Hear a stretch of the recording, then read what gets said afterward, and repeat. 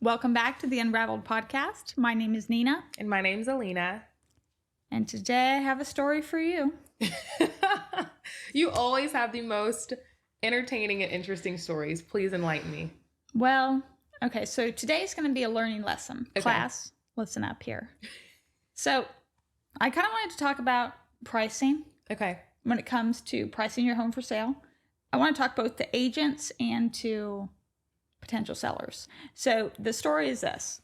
Probably about summer of last year, somebody approached me to list a piece of property. I had never worked with this person before, and it all seemed fine. We came to terms on the price. I ran the numbers, and we arrived at probably about a 510 price range. Now, let me preface this by saying I'm sharing this because I'm pulling the property off the market this week because it didn't sell. So we agreed. They started the preparations to get the property ready to go on the market. And it took probably, 2 months or so. A week before the property was supposed to go on the market, they said, let's meet out at the property, do another walkthrough. When I met them, they said, just kidding, we want you to list the property for $600,000. I said, okay, where are you getting that number from? Because there are no comps that reflect $600,000. And we had agreed. And the only reason why I took this listing is because you had agreed on a price. Correct, at 510. This individual, he argued with me pretty aggressively. And I said, okay, let's do this. How about we get an appraisal? So I might be wrong, but if we get an appraisal, then that will, be a great show of value. Right. So the client agreed, got an appraisal. They hired the appraiser, or was this yours? Okay. They got an appraisal, and the property appraised for a bit higher than, and I was surprised, but it still wasn't 600. It appraised for 555. So right in between. So I thought, okay, great. Let's list it for 555. No, they refused. Now this is where I should have not taken the listing, because I should have known that this person was delusional. But I did put a special stipulation into the listing agreement saying if the property doesn't sell within X amount of days, we're going to reduce the price. Back and forth. I was sitting in my car, and the client called me and said, I've been in the industry. I guess he had previously worked in some part of real estate. Said, I've been in the industry for 20 years. I know what I'm talking about. It will sell for 600 or more. You'll see. And I said, okay, that's fine. Well, we go on the market, lots of showings, lots of interest. It's a great property, honestly. Not a single offer. So a month goes by, 2 months go by, showings, and always the feedback is it's priced too high. And of course, it is priced too high. And you're sharing this feedback with your client, of course, and still not receptive to it at all. No. Now then we get an offer, and the offer is $500,000. Remember, we were priced at $600,000. The offer was not accepted, obviously. They didn't even try to counter. And at this point, we had been on the market for probably about 3 or 4 months. We did the first price reduction. We were still above appraisal, of course. And I tried to have the conversation with the client saying, why do you think somebody would pay above appraised value for a property? And this is a country property, so some acreage, and it's not necessarily a high-end gated community where someone, from California could just buy it cash. This is something where someone wants to live a more rural lifestyle. And so they are most likely getting a loan for the property. And that was the other thing we talked about. What if we're under contract and the property doesn't appraise? What's the point? Well, so we do our first price reduction. We continue to have showings. And I can tell the client's becoming more and more frustrated, which I understand. But from the very beginning, I told them we're too high. So out of kindness, and I said, look, we can maybe pull it off the market, take a bit of a break. We get new pictures, revamp everything, put it up again. Finally, we're down to 535. Still, now. That's better. So technically we're below appraised value, but at this point, it's too late. Because had you started with that, it would have sold at that. Definitely. But now we're getting showings and no offers. Then we get another offer, which was a reasonable offer. They accept it. Well, inspections are done and there's a lot of work and they terminate. And so this is the second offer at this point, right? Yes. Okay. Yes. And they terminate, which they have every right to do within their due diligence period. And all of these things, again, I told them, I said, look, the finishes on this home are not high-end finishes. It still needs work.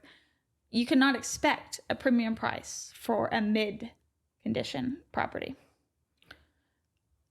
Throughout this whole process, a couple different times, the client, I could tell, was, I guess, didn't have any respect for me. I don't know if it was because I was a woman or because I'm young. I don't know what the case was, but I chose to primarily communicate through email and written text because I did not feel like being yelled at by this individual. Disrespectful. It is. Even regardless if you were hired for a service, it's still disrespectful. Correct.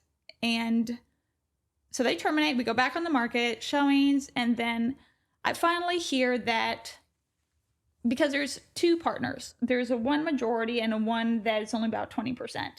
The client that's 20% says, let's all get together and have a conversation. So that didn't end up working out, but I called the main investor and I said, look, let's talk about what's going on with this property. I could not get 2 words out. And I'll tell you exactly how the conversation went. He proceeded to say, you are the worst realtor I have ever worked with. You're conceited and condescending. These were his words. And I never want to work with you again. And he was just honestly just yelling at me on the phone. And I'm just there listening. Okay. All of this because you refused to listen to professional advice. So all of the things, honestly, that you're accusing me of, you really are. And I didn't say anything. I just said, okay, that's fine. I understand you feel that way, but, my stance does not change, that the property was overpriced from the beginning. And all I can do is to give you the information based on data. I mean, Technically, the more you sell a property for, the more the realtor makes. So why would I want to undercut myself? It makes no sense. Exactly. But at the end of the day, we're not in a market that someone's willing to pay $50,000 to $100,000 above appraised value, especially when the home still needs work. So long story short, we are going to pull it from the market. And he's already told me that he's got another male realtor lined up to sell it. And he also said, if I had listed it for sale by owner, I would have sold it for over $600,000 already. Well, if you felt that way, why didn't you do it? Well, that too, but also it just seems unlikely if we look at the comps in the area. And I mean, I wish them the best of luck, but the moral of the story is if you're a realtor and you can sense that someone is so delusional, just don't take that listing. Mm-hmm. But also, if you're a seller, somebody that owns a piece of property, you have to listen to the professional. I mean, that's the whole point. Our job, the only way we get paid is if we can sell property. Correct. And so if the realtor is excellent and if they've done a lot of business and they're telling you and presenting facts about the price, why not listen to them? And that's kind of what I want to talk about a little bit, pricing. So what do you think when it comes to somebody who wants to overprice their home? What would you tell them if they wanted to do that? So when it comes to sales, when you're selling a product or you're selling something, it's only going to sell for what buyers are willing to pay for it. That's how you create a sell. So initially, if you're getting offers for $500, $530, that shows what the market's going to bring. That shows what buyers are willing to pay. Mm-hmm. So for a seller to be so naive to think that they're going to get, something more than that, especially when it's been on the market for a significant amount of time, at that point, buyers are no longer going to pay top dollars for that listing anymore. So I think sellers just need to be practical on what they're going to actually make, especially when you've literally gotten offers to prove this is what the market's going to bring. Yeah. And the other factor, I think maybe it's more of an old school mindset where, you want to start high so you have room to come down. That no longer works. It does not work at all. In fact, you're doing yourself a disservice because you're stigmatizing your own property. Even if your property is in perfect condition, which this property was not. Mm-hmm. If you overprice it, it's going to sit and then you have to reduce the price. People are going to think, what's wrong with it? They're going to think it doesn't look good. No, they're going to think, we can get a deal. They're desperate. They've done a reduction. Very visual. And I've had those conversations with buyers because of those same things. Yeah. And I mean, honestly, a lot of the times it's true. Correct. That if you want to get a deal, you look at properties that have been sitting on the market for a while that have done multiple reductions. And it's almost better. And I've had this happen to where you underprice it. And people think the demand is huge. Mm-hmm. And so then they put their best foot forward immediately and quickly. And that's the best way, honestly, Correct. To get multiple offers. But I could not get it through this individual's head. And the bottom line was, I don't think they respected my opinion because I'm a woman. And that was the big red flag there. But long story short. The reality is too, it's like when you hire somebody for a job, like let them do their job, believe them, allow them to get your home sold. At the end of the day, that's what you're hiring them for. So listen to their expertise. Like, what's the point of hiring them if you're not going to? Correct. There's no point. Imagine like if you went to the dentist and you're trying to tell the dentist how to do their job. Literally, that's a really good example because I never would go to the dentist and tell a dentist how to do their job. I mean, so for me, the lesson here is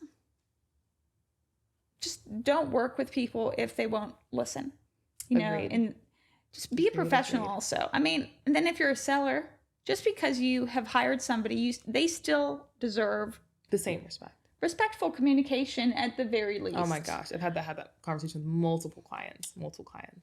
And it's crazy. And the other thing is too, is like you said earlier, like we obviously make money based on how much your home sells for. Mm-hmm. We're not trying to undercut your home because why would we do that? That doesn't make any sense. No, it doesn't benefit us. And nor are we trying to make this about us, but if you think about it, it doesn't benefit us in any way to undercut the price of your home. We want to make sure we get your home sold. And that's the best representation that we can offer you is by listing it at the correct price. Mm-hmm. And I've sat in listing appointments and told clients before that want to overprice.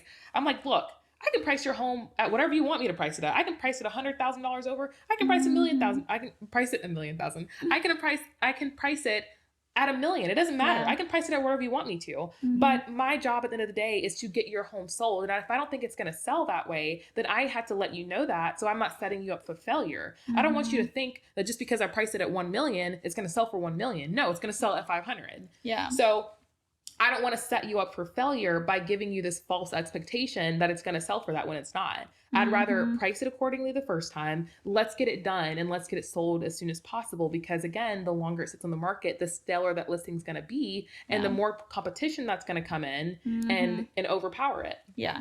And about a week and a half ago, we got 2 more offers in and one was $480 and the other one was $490.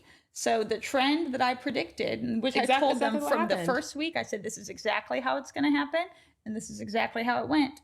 And also, if somebody buys a property and does a flip, you have to make sure your renovations match the price point that you want to put it at. Because technically, let's say you have a correct average price per square foot. If you hire people to do painting and they couldn't sand the sheetrock before painting and there's texture everywhere, do you think you're going to have a $500,000 or $600,000 buyer buy that? Absolutely not.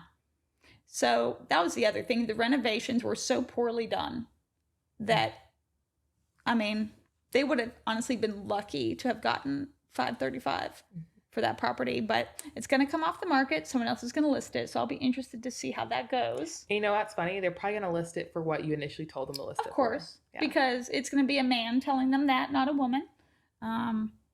And again, I hope they sell it. But at this point, people have seen it go on and off and on and off and on and off so many times. If a realtor that's local brings a buyer, they're going to want to know, like, what have you done now, too? Agreed. But that's kind of the story I wanted to share. I actually this is a little different, but I actually got a listing earlier this week. And the seller listed it last year twice with 2 different agents. It did not sell at all. It was priced at, I think, $250. She bought it for $258. So she was already kind of losing money on it. And I think the commission that she was getting charged was probably around 5%. And so I met with her this year because she reached out to me and wanted me to list her home. So I went and had a meeting with her. And at that time, I felt like the market could bring about $280. Yeah. So we priced it at $280. And she was like, I really want to price it a little higher because I really don't want to be below $258. And I was like, look, like, we're pricing, I was like, we have to price it at 280. 280 is already top of the market. And realistically, you're probably going to bring in closer to 275 because you're in a city where most people are going to need their closing costs paid for, and USDA financing is very, what's what I'm looking for? Very common. Yeah. That you're probably going to get a USDA buyer. They're going to need their closing costs. So we're going to put it at 280. And you're going to be bringing in closer to 270. Because I don't want you to think just because we price it at 280, you're going to get 280. So I'd rather prepare you accordingly. I ended up charging her about 6.5 commission. So it was more than what the other agent charged her. We priced it about $30,000 more than what the previous listing was at. She was okay with all the terms that we discussed. I had drone photos done. I had a professional photographer come in. I had an email blast. Like, I really marketed it in the first 24 hours. We got an offer within the first 24 hours. The first showing, first offer, $5,000 less than asking, which was perfect because I told my client in the beginning, like, you're not going to make 285. You're going to make closer to 270. So it's still $5,000 more than what she expected to make. But I've already set the expectation in advance that she wasn't surprised and she knew what to expect. Yeah. I mean, and that's huge, right? So there's a flip side to this too. And I literally made a video about this the other day, that there are realtors that they will not market your home correctly. And that's why it's not selling. You know, your price might be spot on. It might be very competitive, but it's cell phone pictures. You know, you see their reflection in the bathroom. You see a little finger in the corner of the picture. That is a different story, you know. And obviously when you're hiring a realtor, you have to look and see what is their track record. You know, like, you used professionals to get you the content to market the property, and then you marketed it professionally, in addition to telling her what the appropriate price was. Right. But even in that appointment, I had done my research before I went on the appointment. And I looked at the other listings and I was like, hey, this is why your listing probably didn't sell the first time. The agents that you used were in Atlanta. They had FMLS. This wasn't in Georgia MLS, which is what all the agents in this market use. Let me tell you how that drives me crazy. Okay. There's nothing wrong with using an Atlanta agent, but make sure they have the resources to properly market your property in the market that they're coming into. Yes. Regardless of the agent you use, they have to have access to the local MLSs. Agreed. Because otherwise you're missing a huge audience. Agreed. So in Athens, we have Georgia MLS, but we also have the classic MLS. Correct. And if you get an agent out of Atlanta and they don't have access to that, you're missing a whole demographic of buyers and agents. Agreed. Also. Agreed. But the flip side is true as well. I heard from somebody the other day that they were talking with an agent here locally in Athens, and the agent wanted to list their home West Atlanta, somewhere over there. And they don't have access to the FMLS. They would only have Georgia. And so the person asked them, well, how are you going to show the property if someone wants to look at it? And they said, oh, well, I'm just going to, you know, send somebody to do it for me. I'm not going to drive that far. This is the agent telling you about this appointment they went on? No. So somebody met with me, looking at a property that had listed, and they need to buy and sell, but they're also selling somebody else's home, their family's home in Atlanta. And so the local agent here wanted to get that one as well, but they don't have, I mean, it's like 2 hours plus away. They don't have access to so the same is true regardless. You know, someone here locally, if you're not willing to service and take care of that listing, you shouldn't take it. Agreed. It's just so crazy. Agreed.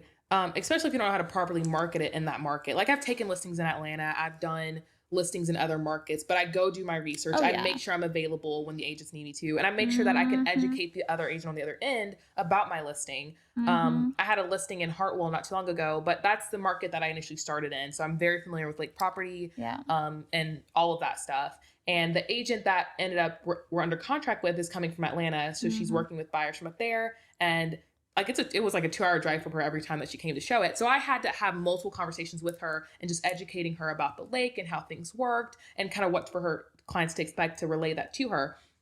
It's ironic because I've met other agents before that have come into other markets, or I've went into other markets, and the agents will not give you any information. No. They will not talk to you because they don't want you in their market. But at the end of the day, what do you have the listing for if you're not willing to do what it takes to sell it? Yeah. So, and part of that is being open to having discussions with other agents who are not in your market and being welcoming to educate them on what your market looks like so they can educate their client so you can be under contract and have a sale. Correct. If I was disrespectful to her and just didn't help her and didn't educate her, we would not be under contract and closing next week. We just wouldn't. Absolutely not. And it's funny, she was so thankful that I was so kind and helpful to her because she'd shown other properties in the area and the agents were completely didn't help her, didn't answer her questions, didn't anything. And I understand to some degree, like some markets, some cities are very nichey. Like you only want to work with agents, you don't want any Atlanta agents coming in.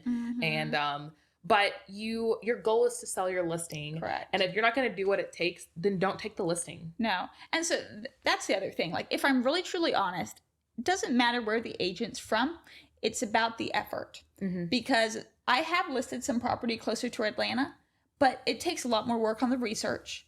But then if you don't have access to the FMLS, there's other resources. You can list the property on Homestar, LoopNet. But that's an additional cost. So if the agent is excellent, they can still be effective, but it's not going to be just like, oh, slap it on the MLS. Right. You have to do the market research. And I mean, so many times I have listings here and the buyer's agent is nowhere to be seen. But I will go every time because our job is to get the listing sold. Correct. So it goes both ways. It's less about where you're from and more about your effort. Agreed. And your intentions, because I'll have some clients that they're like, please represent us. We can't, and which I will. But then it takes more time and effort. Sure. And it's funny, Atlanta agents are probably used to us breaching their market. It's like a normal day for them. But when they come down here and they're like in areas that they're not as familiar with, agents here can get so nichey and don't want to work with them. It's insane. Yeah. I've had so many Atlanta agents tell me that. And the only advice I would give because there are a lot of great agents that come. There is one Keller Williams agent that he's technically out of Atlanta, but he does list quite a bit here. And I've spoken with him a couple of times. He's excellent. He basically built relationships with local agents so he understands the market, so he understands the pricing. Exactly. That's the big thing. And so that is great. Exactly. But then sometimes I'll see something listed. I'm like, where did that price come from? Oh, right. And then I see it's an Atlanta agent. I'm like, oh, okay. That's it right there. That's it. Now on the flip side though, because also they don't have access to our MLS to be able to pull all the comps that we have. Yeah. Or sometimes I'll have a listing, right? Which I mean, win-win for my seller. We get like 50,000 over asking price offer. I'm thinking, okay. In Atlanta, oh yeah, you're right about that. It's a steal of a deal. But here, they're way overpaying. Right. I'm not going to tell them that, because I'm representing the seller. Right. So if you're a buyer also, then sometimes, unless the agent really knows the market, it's better to go local so that you don't overpay for property. Or like what the other agent did is built relationship with other agents for the help and assistance they may need.